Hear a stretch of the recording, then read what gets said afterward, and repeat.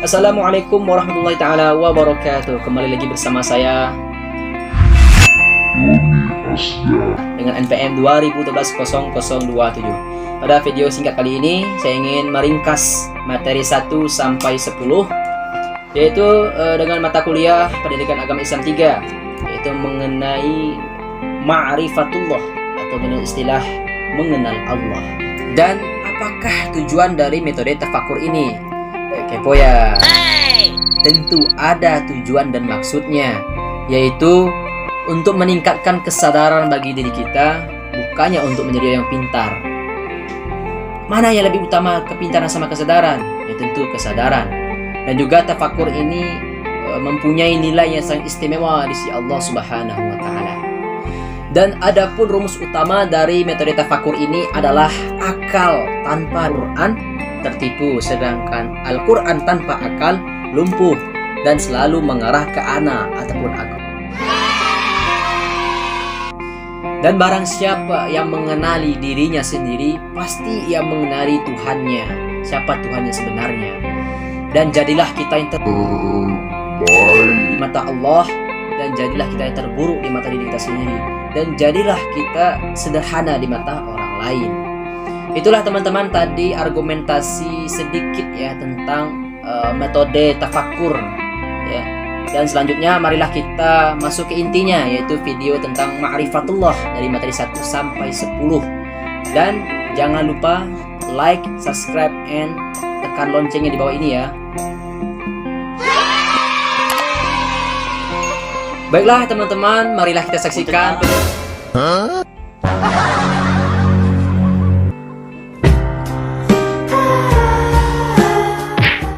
Oke, baiklah, mari kita sama-sama saksikan videonya.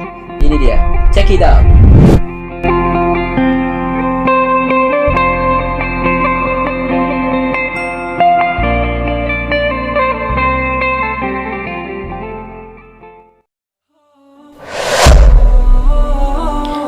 Baiklah, yang pertama yaitu mengenai ahamiyatu ma'rifatullah, pentingnya dalam mengenal Allah. Poin yang pertama yaitu ma'rifatullah ataupun mengenal Allah. Ma'rifah berasal dari kata arafa ya'rifu ma'rifah, yang berarti mengenal. Dengan demikian ma'rifatullah berarti usaha manusia untuk mengenal Allah ataupun Tuhan pencipta alam dan yang wajib diibadahi oleh kita. Manusia, seorang insan, sangat berkepentingan untuk mengetahui siapa yang penciptanya dan untuk apa ia diciptakan. Kemudian adapun buah dari pentingnya mengenal Allah Subhanahu wa taala ini, yang pertama yaitu merdeka, kemudian mendapatkan ketenangan, mendapatkan berkah, hidup mulia dan mendapatkan surga, dan tentunya mendapatkan ridho Allah Subhanahu wa taala.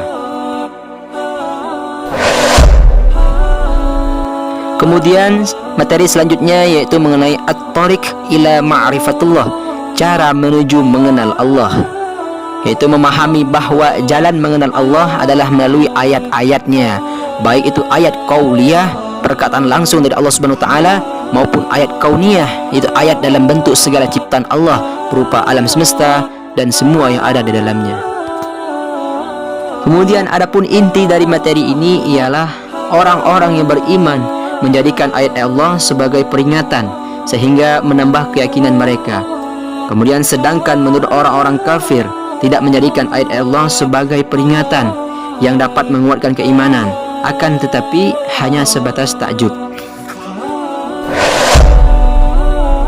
Kemudian materi selanjutnya yaitu mengenai al-mawani' min ma'rifatillah, yaitu penghalang-penghalang dari mengenal Allah.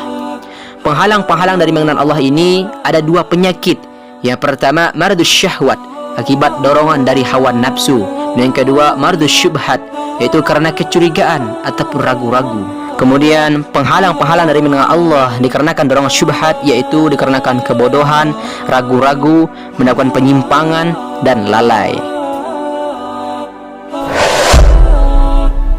Materi selanjutnya yaitu mengenai al-adillallah ala wujudillah, yaitu bukti keberadaannya Allah Subhanahu wa taala. Adapun eksistensinya, wujudnya Allah Subhanahu wa taala ataupun bukti keberadaan Allah Subhanahu wa taala dikuatkan oleh dalil ataupun bukti-bukti yang jelas.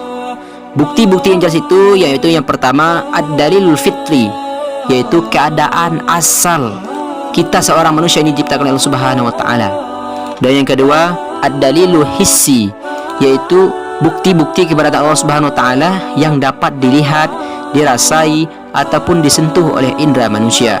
Kemudian yang keempat yaitu mengenai ad-dalilun naqli, yaitu dalil naqli adalah dalil pembuktian akan keberadaan dengan merujuk petunjuk kitab Nabi. Dan yang terakhir yang kelima adalah ad-dalilut tarikh, yaitu berita di sepanjang sejarah manusia, mulai dari manusia pertama Nabi Adam sampai dengan Nabi terakhir itu Nabi Muhammad SAW. Kemudian materi selanjutnya yaitu mengenai tauhidullah, yaitu mengesahkan Allah. Tauhid secara bahasa ya artinya menjadikan sesuatu menjadi satu, sedangkan menurut istilah yaitu mengesahkan Allah Subhanahu wa taala. Kemudian pembagian tauhid ada dua. Yang pertama tauhid rububiyah dan yang kedua tauhid makiyatullah. Tauhid rububiyah adalah yaitu mentauhidkan Allah Subhanahu wa taala dalam kejadian-kejadian yang hanya bisa dilakukan oleh Allah Subhanahu wa taala. Kemudian tauhid makiyatullah adalah tauhid berasal dari kata amala yamliku, yang artinya memiliki kekuasaan yang penuh atas yang dimiliki. Kemudian materi selanjutnya yaitu mengenai al-hayah fi zilali tauhid, yaitu hidup di bawah naungan tauhid.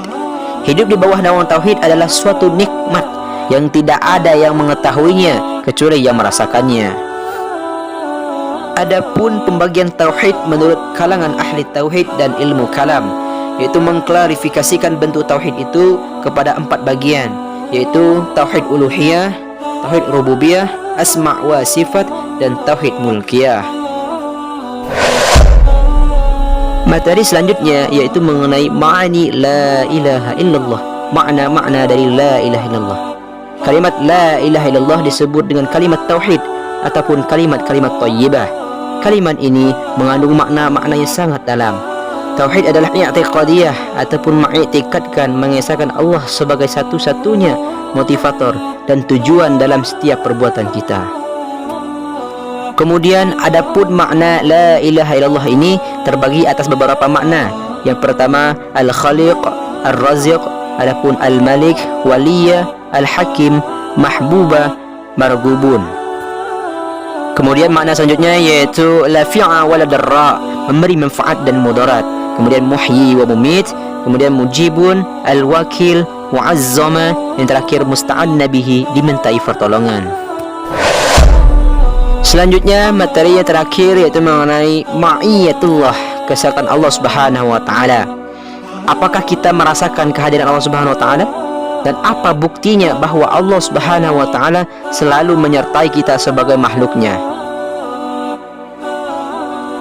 Contoh bukti kecilnya saja, Allah Subhanahu wa taala memberikan rezeki kepada seluruh hambanya, dan juga Allah Subhanahu wa taala menginginkan semua hambanya, baik yang beriman maupun kafir, untuk bisa hidup, untuk bisa tinggal di muka bumi ini.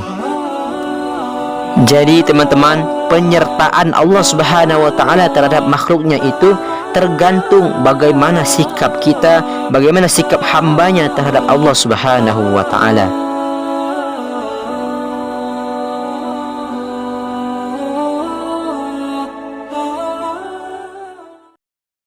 Baiklah teman-teman, itulah tadi ringkasan materi dari pendidikan agama Islam 3, yaitu mengenai ma'rifatullah ataupun mengenal Allah. Mudah-mudahan bermanfaat bagi kita semua dan juga bisa menambah wawasan dan ilmu pengetahuan, terutama bagi saya pribadi. Cukup sekian dari saya. Ilal liqa' ma'as salamah. Wassalamualaikum warahmatullahi taala wabarakatuh.